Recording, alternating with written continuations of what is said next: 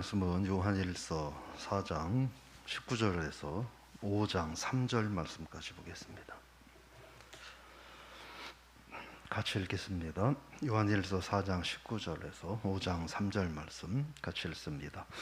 우리가 사랑함은 그가 먼저 우리를 사랑하셨음이라. 누구든지 하나님을 사랑하노라 하고 그 형제를 미워하면 이는 거짓말하는 자니 보는 바 그 형제를 사랑하지 아니하는 자는 보지 못하는 바 하나님을 사랑할 수 없느니라. 우리가 이 계명을 주께 받았나니 하나님을 사랑하는 자는 또한 그 형제를 사랑할지니라. 예수께서 그리스도이심을 믿는 자마다 하나님께로부터 난 자니 또한 낳으신 이를 사랑하는 자마다 그에게서 난 자를 사랑하느니라. 우리가 하나님을 사랑하고 그의 계명들을 지킬 때에 이로써 우리가 하나님의 자녀를 사랑하는 줄을 아느니라. 하나님을 사랑하는 것은 이것이니 우리가 그의 계명들을 지키는 것이라. 그의 계명들은 무거운 것이 아니로다. 할렐루야. 오늘 말씀의 제목은 부담 없는 사랑 실천입니다. 이게 부담이 없는지 있는지 우리가 생각하기 나름이기도 할 수 있을 것 같은데, 오늘 5장 3절 말씀에 보면 하나님 사랑하는 것은 하나님의 말씀을 지키는 것인데 그 하나님의 말씀은 무거운 것이 아니다, 부담되는 것이 아니다, 이렇게 말씀을 하고 있습니다. 오늘 본문에서는 두 가지를 이야기를 하는데, 사랑의 계명은 사람의 언어가 아니라는 거예요. 그건 하나님의 말씀이고 하나님의 명령이다 하는 것이고, 또 하나는 그러면 그 사랑을, 하나님의 명령인 말씀인 사랑을 실천하는 기초는 뭐냐? 그건 믿음이다, 이렇게 말을 하는 거죠. 19절에 보면 그가 먼저 우리를 사랑하셨습니다. 앞에 보면 우리가 사랑함은, 이렇게 말을 합니다. 즉 하나님이 먼저 사랑을 보이셨으므로 어제 말씀드린 것처럼 독생자를 십자가에 내어놓기까지 하는 사랑, 그런 사랑을 보이셨기 때문에 우리가 사랑할 수 있게 되었다, 그런 뜻이고요. 20절에 보면 하나님을 사랑하노라고 형제를 미워하면 거짓말하는 자다. 보이는 형제를 사랑하지 못하면서 보이지 않는 하나님을 사랑한다는 것은 불가능하다. 그런데 20절 앞에, 맨 앞에 보면 누구든지라고 이야기합니다. 어제도 말씀드렸던 것처럼 하나님의 사랑을 실천하는 데는 예외가 없다 하는 겁니다. 뭐 교회의 지도자든 이제 막 예수 믿기 시작한 사람이든 누구든지 예외가 없다. 부자든 가난하든, 상황이 여유가 있든 여유가 없든 하나님 사랑 실천은 예외가 없다 하는 것이죠. 그래서 이 하나님 사랑을 실천하지 않는 삶은 거짓말이고 또 하나님을 믿지 않는 삶이고, 그래서 결국 이 사랑을 실천하지 않는 자는 하나님의 자녀라고 말할 수 없다, 이렇게 말을 이미 한 바가 있죠. 그러면서 고린도전서 4장 20절에서 보면 하나님의 나라는 말에 있지 않고 능력에 있다, 이렇게 말씀을 하셨습니다. 그래서 이 요한 1서에서 이 사랑 실천에 대해서 우리가 소위 말하는 그 국어 문법에서 연역법과 귀납법이라고 하는 게 있죠. 연역법과 귀납법이 있는데, 연역적인 그런 모습으로 보면 하나님을 사랑하는 자는 반드시 다 형제와 이웃을 사랑하게 돼 있다, 이런 의미가 되고, 그런데 형제와 이웃을 사랑하지 않는 자들은 결론적으로 말하면 하나님 사랑하지 않는 자다, 이렇게 말을 하고 있는 겁니다. 21절입니다. 읽어보겠습니다. 우리가 이 계명을 주께 받았나니 하나님을 사랑하는 자는 또한 그 형제를 사랑할지니라. 이 말씀을 받았다는 거예요. 형제와 이웃을 사랑하라 하는 말씀을 받았는데, 그 누구에게 받았느냐는 거죠. 주님께로부터 받았다 하는 거예요. 즉 이 형제 사랑은, 이웃 사랑은 하나님의 명령이라는 거예요. 이 말의 의미는 내 형편과 처지에 따라서 취사 선택할 일이 아니라는 거죠. 무조건적으로 우리가 순종하고 받아들여야 하는 거다 하는 겁니다. 왜냐 하는 거죠. 형제 사랑과 하나님 사랑이 같다는 거예요. 그 얘기를 하는 거예요. 형제 사랑과 하나님 사랑이 같은데 우리가 하나님을 사랑할 때 취사 선택해서 사랑하느냐 하는 거예요. 그렇게 하나님을 사랑하는 것은 온전한 믿음은 아니라는 거죠. 그리고 온전한 하나님 사랑이라고 말할 수 없다. 그래서 형제 사랑도 하나님 사랑과 동등하기에 우리가 인간의 취사 선택할 수 없고 무조건적으로 하나님 명령에게 복종해야 된다는 겁니다. 그러면서 이제 5장 1절에 3절 본문에서는 우리가 앞에서는 이 뭐라고 그럴까요? 실천적인 측면에서 하나님의 자녀는 어떻게 해야 되느냐? 의를 행해야 한다. 형제와 이웃을 사랑해야 된다. 그들이 하나님과 사귐이 있는 자고 하나님을 믿는 자다. 하나님께로부터 난 자다. 그래서 하나님의 자녀다. 이렇게 말을 하면서 오늘 본문에서는 이제 교리적인 측면에서 그렇게 해야 되는 근거가 뭐냐 하는 거예요. 그거를 바로 믿는 자라는 그런 이야기를 합니다. 그러니까 믿는 자가 하나님께로부터 난 자다. 이렇게 말을 하고 있는 거죠. 그래서 5장 1절에 보면 그리스도심을 믿는 자마다 하나님께로부터 난 자다. 이렇게 말을 하고 있는 겁니다. 즉 하나님을 사랑하는 자는 당연히 하나님만이 아니라 하나님의 자녀를 사랑한다는 거예요. 우리가 세상을 살면서 뭐 항상 그렇고 꼭 그런 건 아니지만 가끔은 그럴 때가 있잖아요. 예를 들어 내가 그렇게 하면 안 되죠, 물론. 근데 예를 들어 A라는 집안하고 원수지간에 그 집안이 우리 집안에 준 피해와 상처가 너무나 크고 뭐 정신적, 물질적 피해가 너무나 커서 그 집안은 상종도 하고 싶지 않은 집안이 있어요. 그럼 그 집안에 그렇다고 애들을 미워하면 안 되는 건데 그러면 그 집안의 자녀들도 사랑스럽고 이쁘겠느냐 하는 거예요. 내 자녀처럼. 사람의 마음이 그렇기가 쉽지가 않은 거죠. 물론 아이들은 잘못이 없지만 그렇게 하면 안 되는 거지만 사람의 정서가 그게 쉽지 않을 수 있다 하는 거예요. 무슨 말씀을 드리고 싶냐면 반대로 내가 저 집안과 사이가 너무 좋아요. 너무 고맙고 너무나 사랑하고 너무나 존경하고 그래요. 그러면 어때요? 그 집안의 아이들도 어떻게 해요? 같이 사랑스럽고 이쁜 거예요. 이게 어쩔 수 없는 거예요. 소위 뭐 인지상정 이렇게 이야기해도 뭐 틀리진 않을 것 같아요. 그러면 뭐냐는 거예요. 하나님의 자녀들이 우리가 진정한 하나님의 자녀라고 한다면 그리스도를 믿음으로 내가 진정한 하나님의 자녀가 되었다고 한다면 나뿐만이 아니라 다른 이들도 동일한 하나님의 자녀라는 거예요. 근데 같은 하나님의 자녀를 미워하고 외면할 수 있느냐 하는 거예요. 그거는 불가능한 일이다. 그런 말을 하는 것이죠. 그래서 즉 하나님을 사랑하면 마땅히 그 하나님의 자녀들을 사랑하게 돼 있다. 이런 말씀을 하는 것이죠. 결국 믿는 자는 다 하나님의 자녀이기 때문에 서로 사랑할 수 있다. 해야 한다. 그런 말씀입니다. 그런데 2절에서 이렇게 말합니다. 읽어볼까요? 우리가 하나님을 사랑하고 그 계명들을 지킬 때에 이로써 우리가 하나님의 자녀를 사랑하는 줄을 아느니라. 하나님을 사랑하고 하나님의 말씀을 지킬 때 그때 하나님의 자녀를 사랑하는 줄을 안다. 이렇게 말을 합니다. 이걸 다른 말로 말하면 하나님을 사랑하고 말씀을 실천하는 자들이 하나님의 자녀를 사랑하는 자가 될 수 있다는 뜻입니다. 여러분, 오늘 저와 여러분들이 기억해야 될 건 하나님 사랑과 말씀 순종은 같은 거예요.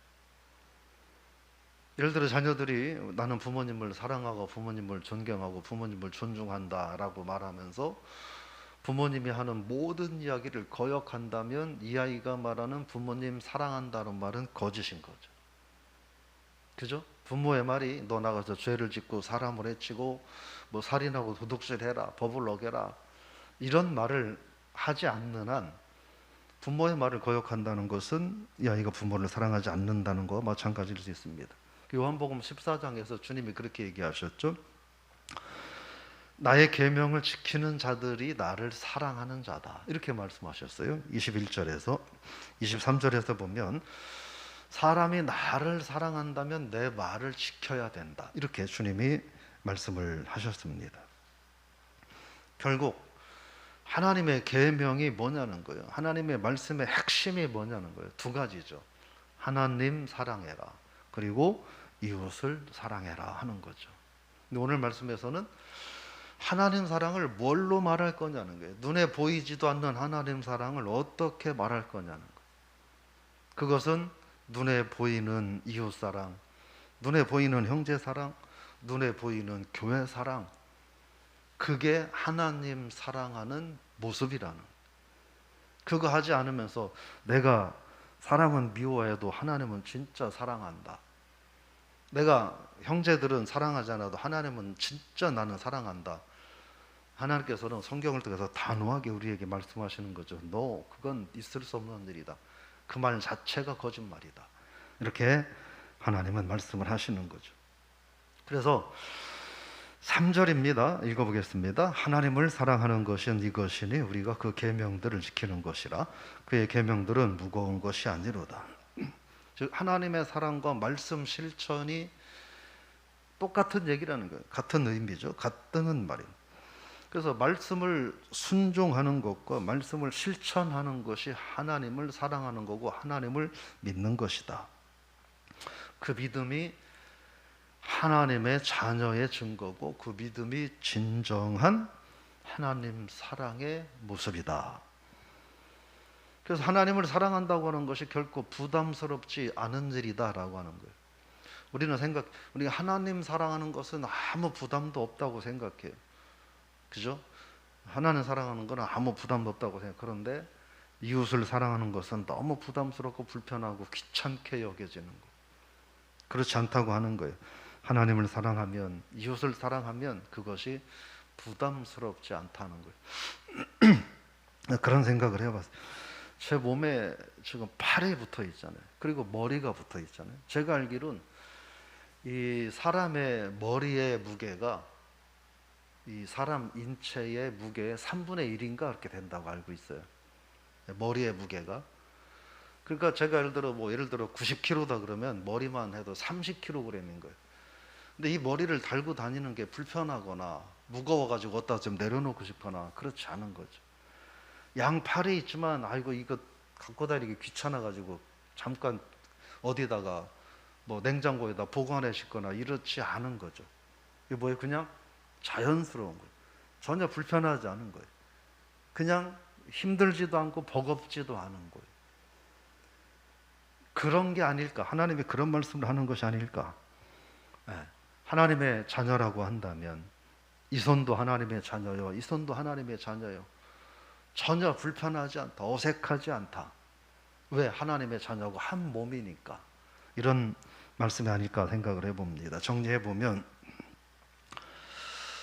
계속 반복하는 이야기인데 우리가 하나님의 사랑을 입은 자로 이웃을 사랑하는 것은 그건 자연스러운 일이다 하는 거예요. 그 자연스러운 일을 하는데 이게 어색하고 잘못될 수 없죠. 예를 들어서 제가 옷을 입는데 오른팔이 나 조금 잘났다고 그래서 이 소매에 팔을 넣지 않고 나는 예외야 하면서 이 소매에 팔을 넣지 않고 그냥 놔두면 제 모습이 어떨까요? 좀 바보 같은 모습이 될 거예요. 온전하지 못한 모습이 될 거예요. 즉 예외가 있을 수 없다 하는 거예요. 예외가 있을 수 없다.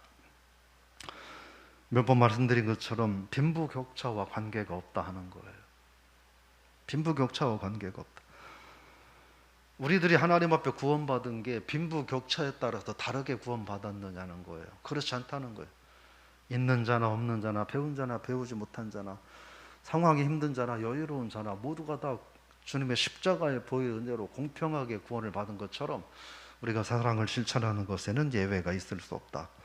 빈부격차의 문제로 나는 사랑 실천 못한다고 말하지 말라 하는 거예요.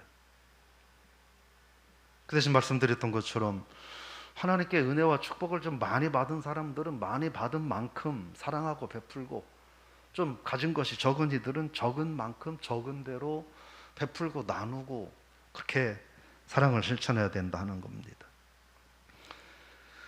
하나님 사랑과 이웃 사랑은 결코 별개의 것이 아니다 라는 사실을 우리가 한 번 더 기억하고, 그래서 그 근거는 뭐냐? 내게 믿음이 있다면 하나님의 말씀에 순종하는 것은 결코 부담스러운 일이 아니다 하는 것이죠. 그래서 오늘 저 여러분들이 하루를 살아가면서 이 말씀을 좀 기억하면 좋겠습니다.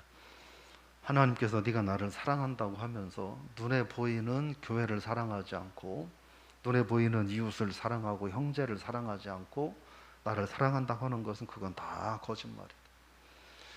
그냥 단순히 거짓말이라고 하는 정도가 아니라 그건 나를 믿지 않는 거고 나를 무시하는 거고 나와는 아무 상관없는 행위들이다 라고까지 하나님이 말씀하신다. 그러므로 진짜 구원받은 믿음의 자녀라면 부담 갖지 말고 사랑을 행해라, 이렇게 말씀을 하십니다.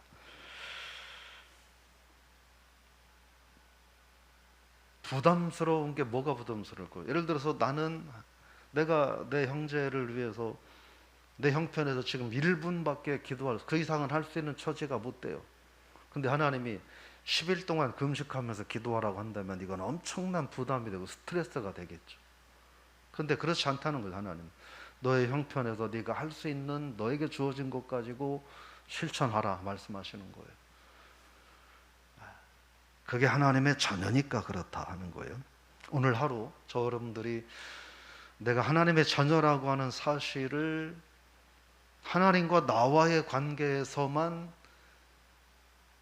찾으려고 하지 말고 세상과의 관계, 그리고 이웃과의 관계, 형제와의 관계에서 내가 하나님의 자녀임을 증명하며 살아가는 그런 복된 한날이 되실 수 있기를. 그런데 그게 부담스럽지 않다는 것을 오늘 하루 삶 속에서 경험하는 저 여러분이 될 수 있기를 저 이름으로 부탁을 드리며 축복합니다.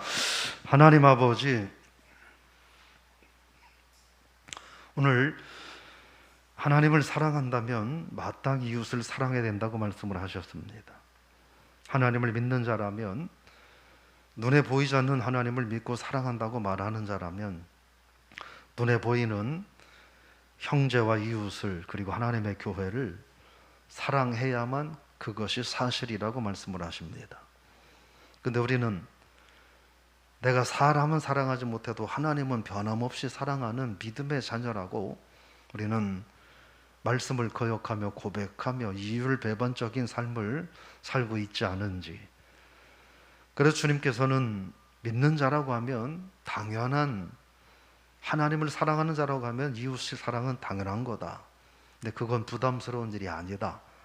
우리에게 말씀을 하심으로 우리가 용기를 내서 이웃을 사랑하고 또 교회를 사랑하고 형제를 사랑하는 말씀의 실천을 할 수 있도록 알려주심에 감사를 드리며, 오늘 또 우리가 그런 믿음의 실천을 하며 살아가는, 부담 없이 하나님의 자녀의 삶을 살아가는 우리들 모두가 되게 하여 주옵소서. 건강한 자는 건강한 대로, 연약한 자는 연약한 대로, 또 물질이 여유가 있는 자는 여유가 있는 대로, 힘겨운 자는 힘겨운 대로 주어진 선에 살 수 있는 최선을 다하여 이웃을 사랑함으로 하나님 사랑함을 입증하며 살아가는 우리 모든 성도들 되게 하여 주옵소서. 예수님의 이름으로 기도드리옵나이다. 아멘.